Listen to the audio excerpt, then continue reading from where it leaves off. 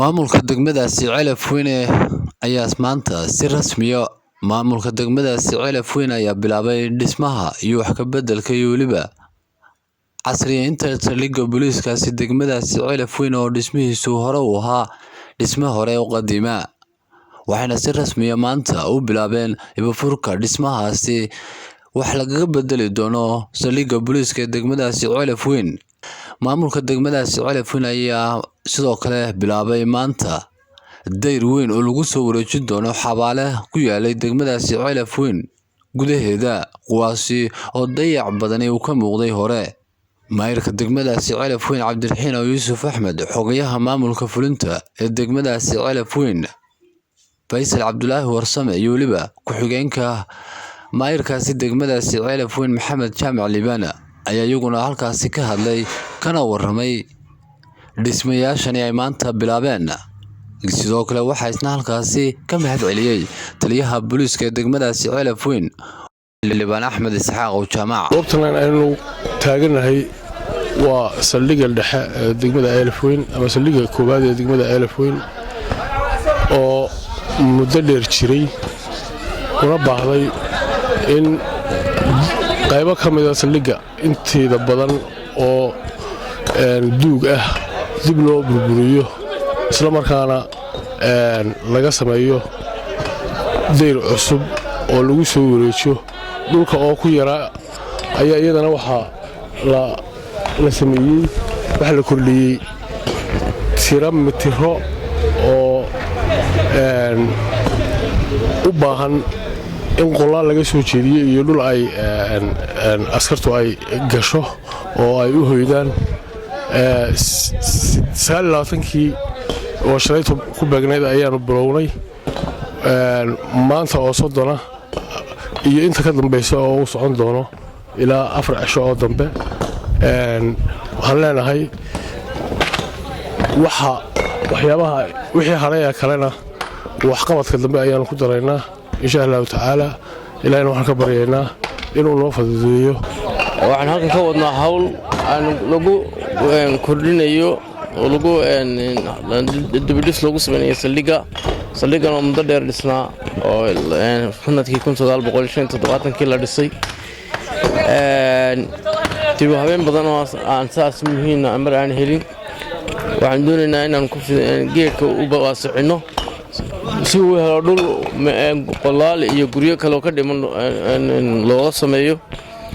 waxa kale oo insha Allah taala waxna ka qaban doonaa mas'uulaha, wax ka qaban doonaa oo hagaajin doonaa, ribeerin doonaa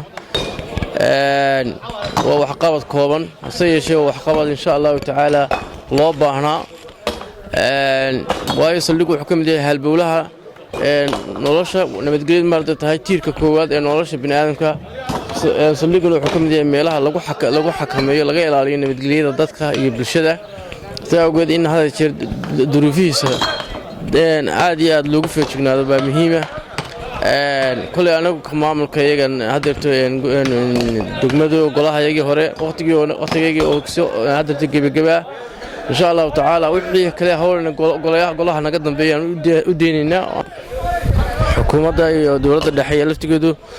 inay meelaha saldhigga uu ka mid yahay meelaha halbowlaha nabadgelyada Celaf Weyne iyo meel xasaasi xagga nabadgelyada ka ah in aad iyo aad loogu feejignaado. hadday tahay ciidanka soo kordhintiisa, hadday tahay gaadiidka, hadday tahay dhismaha saldhigga oo iyo baahidiisa oo dhan oo la qabo. intaasna aad iyo aad baan ugu baaqaynaa in xukuumadda dhexena ay arrintaas aad iyo aad wixii wax qabada oo aad iyo aad loo kabo. saldhiggii degmada Celaf Weyne oo dhisme ku socdo iyo dib u habeyn saldhiggoosoo muddo soo shaqaynayay bedkiisuna uu koobnaa. baahiyo badan ayaa isku qabtay ama ciidanku uu qabay sida meelaha ay seexdaan ama meelo magaranaysaay fakaag leh oo dabacsan. marka imka dhismaha ka bilaabmay 29kii bishii afraad oo shalay ku beegnayd maanta oo ay 30 tahayna soconaya. waxa weeye waa dhul ballaaran oo lagu kordhiyey saldhigga sida musqulaha iyo suuliyaasha oo burburdumay ama qaar awdmeen. waa hawl aan u baahnayn saldhig ahaan waxaan u mahadnaqaynaa maamulka degmada hawshaa fuliyey wixii ay maanta qabsoomo mooye waxa kalena si dib loogu qabto waa magaaladii bartankeedii oo aanu xabaalo ku dayacnaa muddo badan oo qarniyaad ah ayaa ilaahay waxa uu gartay inaan maanta wax laga qabto haddii la yiraahdo amarka ilaahay Allah iska leh waxaanu maanta rabnaa insha Allah oo hadda muuqanaysa sidii hore way ku muuqatay waxaanu laga waday dood hoose waday dib u dhiskii iyo balaalintii saldhigga degmada Elfweyn oo burbur iyo dayac badan ka muuqday ama capacity-ga degmadu ay leegtahay iyo saldhiggu intuu leeyahay isla keen degmada ahaan alxamdulillah team maanta waxaan ku darsanay inaanu maantana isla maantana aanu yeelno laftigeeda dhismaheedii la wado oo la bilaabi doono haddii la yaasiin hadda idin muuqanaysa oo xabaalo ku yaalay oo laga xaleeyo dadka iyo xoolaha iyo si ay waxa weeyaan waa beed la mid ah beedkan dadku ay degan yihiin xaq u leeyihiin xaq u leeyihiin waxaan dadkan laftu ku darmeynaa wala deyraya marka la deerayo ay jirin istaada way deeran tahay wixii qashin ku qariya ogaada waxaan leenahay dadku waxa weeyaan waa guriga aad xaqaad la ku leedahay adigu doon tahay aan guriga qashin la dhigin ayuu kaasina xaq ugu leeyahay inaad wax dhibaato geysan uu hudbeedkiisi weeye uu jooga barsaqaas ku jira waxaan leenahay hala ilaaliyo annaguna insha Allah inaanu gaarsiino deer ku xidhno oo wareegsan oo ku soo wareega inta oo ka xidhno ayaanu insha Allah isku daynaa haddii la yiraahdo ilaahay waxaan ka baryaynaa inuu noo suurto geliyo waxaan magacaygu ah xildhibaan Axmed Saxaaq oo jaamac waxaanu halkan ka bilaabaynaa shaqadii xabaalahan aanu deereyno haddaanu nahay maamulka dowladda hoose ee degmada Elfweyn oo ay hore noogu raacday in la wado oo dhismihiisa uu socdo saldhigga Elfweyn oo isna ballaarin lagu sameeyay laguna fidiyay oo la dhisayo dhismihii ku socdo mar labaad iyo mar saddexaad waxaan mahad celinayaa dhammaan maamulka degmada Elfweyn oo hawshan gacanta ku haya dayac badnina ka muuqdo xabaalihii magaalada dhexdeeda soo galay oo guryuhu hareeraha iyo dhinac walba ka mareen si ajar looga helo khayraadkuna u bato insha Allah baanu hadeer bilaabaynaa tan oo ku daraynaa tii hore geesta kalena waxay maamulka degmadaasi Elfweyn ay dhisme binaa ay ka bilaabeen xabaalaha bigirka ku yaala oo ka baxsan gudaha degmadaasi Elfweyn dhismahani oo ah barande weyn oo loo harsan doono xilliyada dadkaasi xabaalaha lagu aasayo oo markii hore dadkaasi bacd iyo roobabka aan ahayn meel ay ka galaan waxaana si rasmi ah halkaas u dhagax dhigay goobtaasina maamulka degmadaasi Elfweyn ugu horreyn waxa isaguna halkaasi ka hadlay xildhibaan Salabaan Yuusuf Diriye maayirka degmadaasi Elfweyn iyo waliba xogayaha fulinta dowladda hoose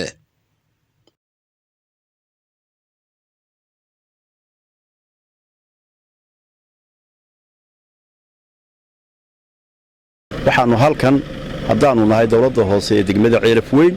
waxaanu maanta oo jimcaha halkan aanu dhagax dhigaynaa mashruuc in badan aanu dabada ka soo wadnay oo aanu doonaynay inaanu hirgelinno niyadana ku haynay ayaanu rabnaa inaanu maanta halkan qabuurahan degmada Elfweyn aanu ka dhagax dhigno mashruucaas oo muddo in badan ku daba taagnayn mashruucaas oo ah xabaaluhu waxay ku yaaleen meel qorraxa oo bannaan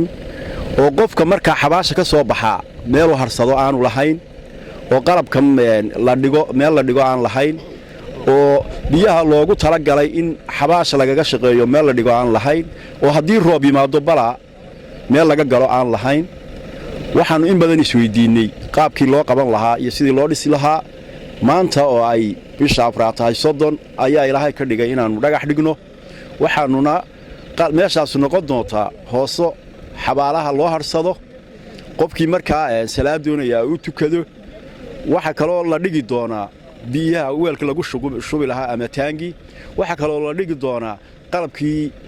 lagu ilaalin lahaa qalabka wax lagu qodo wixii lagu ridi lahaa ayaa la dhigi doonaa waxa la dhigi doonaa insha Allah iyaguna ay noqon doontaa meelo lagu nasto oo haddii Allah ka dhigo dadku marba qofkii nasanaya uu soo yara fariisto waxaan runtii aad iyo aad uga mashruuca dabada uga wadnay in doora hadda ayaa hirgelintiisa alla ka dhigay waxaanu maanta rabnaa insha Allah inaanu cid walba iyo cid kasta oo danaynaysa aanu mashruuca ogeysiino waxaana fulinaysa dawladda hoose ee degmada Ceelaf Weyn maahana wax qabadkii quraaya ay qaadatay waxay ahayd wax qabadadeedii ku jira kuwa dambeeyana ma noqon doono insha Allah dadku waxay yiraahdaan dawladda hoose ama maamulku markuu isbedelayo wax qabadku uu gaabiya insha Allah ka ayagu gaabin doono kuwa badan oo kalena way ku xijin doonaa waxaan leenahay wax qabadkaas ayaanu maanta u taaganahay wuuna bilaabmi doonaa hoosadaasna waxay noqon doontaa 6x4 bay dadkeedu iyo ballacoodu noqon doontaa waxaanu leenahay insha Allah xasanaad iyo khayr baan ku doonaynaa waxaan doonaynaa in populationka halkan ku yara dhibaataysan ee bacadka meel ka gala waayay ama dhir ka fog oo aan carra u lahayn inuu u har doonto oo hadhowto xabaashi aan laga dareero ay noqoto inuu ka faa'iideysto waxaanu aad iyo aad runtii u soo dhaweynaynaa oo iyadana u ducaynaynaa oo mahadnaqaynaa aagan xabaaluhu ku yaaliin aagan waliba anagu taaganahay hadda hoosada ka dhisayno inuu ku deeqay oo uu leeyahay beerta ay ka mid tahay beerta Xaaji Isxaaq aw Jaabac oo hadda xanuunsanaya oo nin dhulyaala ah isna waxaan leenahay inay caafimaad degdeg ah siiyo maalinta tiisi noqotana ilaahay miisaanka xasanaadka iyo ajar sadaqa oo jaariya ilaahay ha uga dheego gurigeeni ilaahay waxaan ka baryaynaa inuu guri barwaaqo oo beera ka shinada inooga dhigo marka aynu tagno asxaab quurka ku aasna ilaahay waxaan uga barnaa inuu naxariisto qafriga wada socda qafriga ka ilaaliyo waa ehledeeni qaraabadeeni inaguna insha Allah ta'ala ilaahay maalinta noqotona ilaahay inooga dhigo beera shinada kamida mar hadii waa waajib qofka islaamka in la aaso dadka aasaya ee waajibka gudanaya ee fardal kifaaya ka reeday ummadda inta kale waxay u baahan yihiin laftigoodu meel ay waajibkoodu si ay u gutaan meel ay harsadaan meel ay ku tukadaan meel ay cuntada biyaha iyo sharaabka ku cabaan marka taas ayaan uga jeednaa dadka hoosanaan u fududeyno dadweynaha insha Allah adeegyadii wixii adeeg aadada biyaha iyo meel weelkii biyaha lagu shubay taangiyo kalena waan soo dhigi doonaa sidii loo sheegay waxaanu dadweynaha ku boorinaynaa inay ka qayb qaataan khayrkaas waliba hadii xitaa hantii iyo xoog aan ku dirsan inay ka qayb qaataan si loo nabadgelin lahaa oo caruurahooda iyo dadka wax magaratada iyo dadka sufahaad ay uga ilaalin lahaayeen oo qofka saxilada ka saaro agabka halka la dhigay inuu badbaado oo loo aayo umadu ay adeegsato waxaan halkan uga ducaynaynaa ilaahay inuu miisaanka xasanaadka ugu daro Xaaji Isxaaq oo beerta tan lahaa oo ugu deeqay xabaalaha wadana waxaanu san ilaahay caafimaad sare oo degdeg siiyo maalinta tiisa haatan ilaahay ajarka xasanaadka uu bixiyo hoose kuma eka oo qura intan iyo oo kaliya laakiin waxaad ogtihiin muddadii karooluhu uu jiray waxay dawladda hoose ka shaqeynaysay oo u hagar baxsanayd in ay xabaalaha iyo dadka geeriyooday marka ay ka shaqeyso waxay la diyaar tahay gaadiidkeeda oo dhan in ay maalin walba soo geliso insha Allah ta'ala wixii uga baahan in lagu saacido xabaalaha qaadista meydka ilaalinta ka warhaynta xabaalaha iyo arrimaha loo sameeyo oo dhan marka dawladda hoose waa shaqadeedii shaqadaana waxa la rabaa in nala ilaaliyo oo nala ku ilaaliyo wabillahi tawfiiq wassalaamu alaykum warahmatullahi waxaana hadaladoodii kamid ah Axmed Maxamed Cilmi